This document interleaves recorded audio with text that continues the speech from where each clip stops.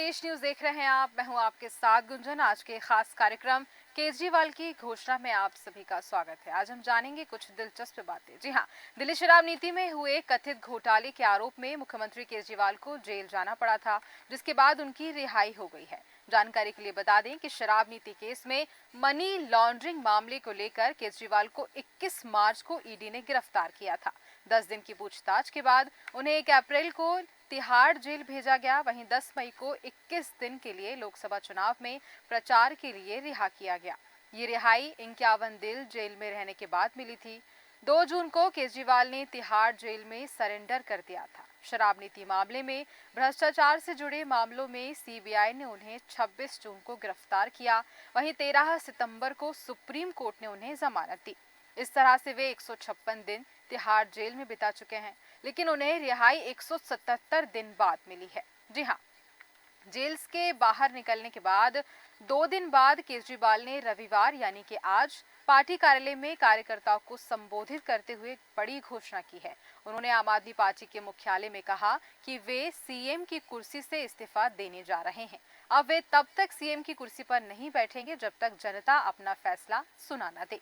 बता दें आपको कि अरविंद केजरीवाल 2 दिनों के बाद अपना इस्तीफा देंगे। उन्होंने कहा कि जब तक जनता उनको इस पद पर बैठने के लिए नहीं कहेगी, तब तक वो फिर से मुख्यमंत्री की कुर्सी पर नहीं बैठेंगे।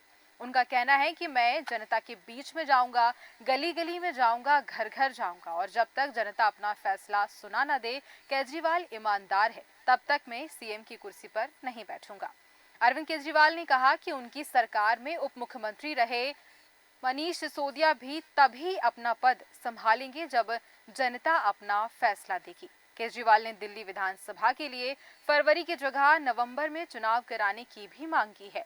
उन्होंने कहा है कि जब तक दिल्ली में चुनाव नहीं होंगे तब तक कोई अन्य नेता दिल्ली का मुख्यमंत्री होगा और इसके लिए 2 दिन में आम आदमी पार्टी के विधायक दल की बैठक होगी। उसमें नए मुख्यमंत्री का नाम तय किया जाएगा। अरविंद केजरीवाल इससे पहले भी कई मौके पर जरूरी फैसला लेने से पहले जनता की राय लेने के बारे में बात करते हैं।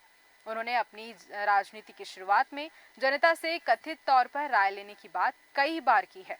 दिल्ली में पहली बार चुनाव लड़ने के बाद केजरीवाल ने कांग्रेस के समर्थन से दिल्ली में सरकार बनाई थी।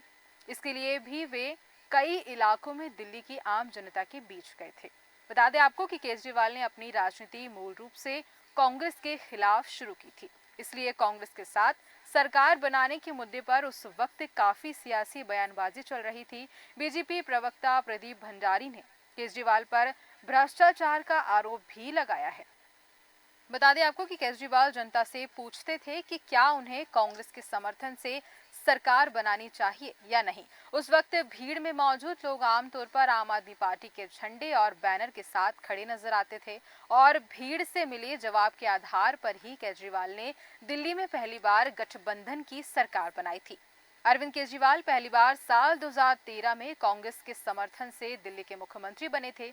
उस साल दिल्ली विधानसभा चुनावों में आम आदमी पार्टी को 28 सीटों पर जीत मिली थी, जबकि कांग्रेस के पास भी 8 सीटें थी। हालांकि उस वक्त जनता की राय के बाद मुख्यमंत्री बने केजरीवाल ने 49 दिनों में ही अपने पद से इस्तीफा दे दिया था। क्या इस बार भी केजरीवाल अपने फैसले पर जनता से इसी तरीके से राय मांगेंगे, यह भी स्पष्ट नहीं है। दिल्ली के मुख्यमंत्री अरविंद केजरीवाल के 2 दिन बाद इस्तीफे की घोषणा पर बीजेपी ने कहा है कि ये उनका पीआर स्टंट है। जी हां, बीजेपी प्रवक्ता प्रदीप भंडारी ने समाचार एजेंसी से कहा है कि ये केजरीवाल का पीआर स्टंट है। उनको ये समझ आ चुका है कि दिल्ली की जनता के बीच उनकी छवि कट्टर ईमानदार नेता की नहीं बल्कि कट्टर भ्रष्टाचारी नेता की हो चुकी है। आज आम आदमी पार्टी देश भर में कट्टर भ्रष्टाचारी पार्टी के रूप में जानी जाती है, ये बात उन्होंने कही। वहीं अपने इस पीआर स्टंट के तहत अपनी खोई हुई छवि को वापस वह पाना चाहते हैं और आगे कहा कि आज दिल्ली की जनता को सामने 3 बात तय हो चुकी हैं कि पहली, अरविंद केजरीवाल कहते हैं कि उनका 0 बैंक बैलेंस है, तो उन्होंने इतना बड़ा शीश महल कैसे बना लिया।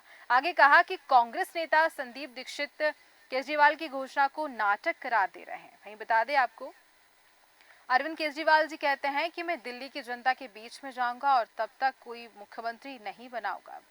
वही मतलब ये साफ है कि वो सोनिया गांधी वाला मॉडल अपनाना चाहते हैं। आज उनको समझ आ गया है कि आम आदमी पार्टी दिल्ली का चुनाव हार रही है और उनके नाम पर दिल्ली की जनता वोट नहीं कर सकती, इसलिए किसी और को बलि का बकरा बनाना चाहते हैं। केजरीवाल के इस्तीफे की घोषणा के बाद जेडीयू की भी प्रतिक्रिया सामने आई। जेडीयू के प्रवक्ता नीरज कुमार ने बयान जारी करते हुए कहा है कि सीएम बनने या ना बनने का मतलब नहीं है, क्योंकि हम तो बहुत पहले से कह रहे थे कि उन्हें ये पद छोड़ देना चाहिए। भले ही किसी कारण ये आपको जेल हो या आपको बहुत पहले ही पद छोड़ देना चाहिए था, लेकिन अब ये केवल नाटक है। इतिहास में शायद पहली बार हुआ है कि कोई पद पर बैठा आदमी जेल जाए और उसे जमानत मिलने पर कोर्ट कहे कि खबरदार, तुमने कोई भी फाइल छुई या तुम कुर्सी पर बैठे।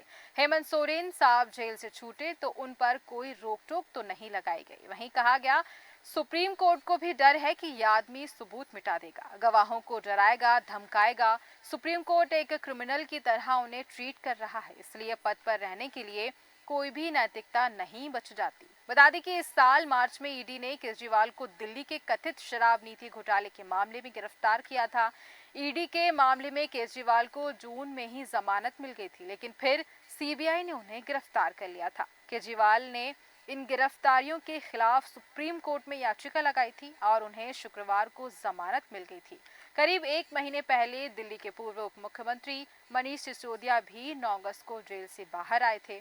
सिसोदिया पिछले साल फरवरी से ही जेल में बंद थे। उन पर भी दिल्ली में हुए कथित शराब नीति घोटाले का आरोप है। सर्वोच्च न्यायालय ने आपको मजबूर कर दिया, वहीं मुख्यमंत्री कार्यालय जाने से मना कर दिया। ये मजबूरी में लिया गया फैसला है, यह आपके मन से लिया गया फैसला नहीं है। कांग्रेस नेता संदीप दीक्षित ने कहा है कि वो नाटक कर रहे हैं और उन्हें बहुत पहले सीएम पद को छोड़ देना चाहिए था। फिलहाल इस खास पेशकश में इतना ही। बने रहिए हमारे साथ। नमस्कार।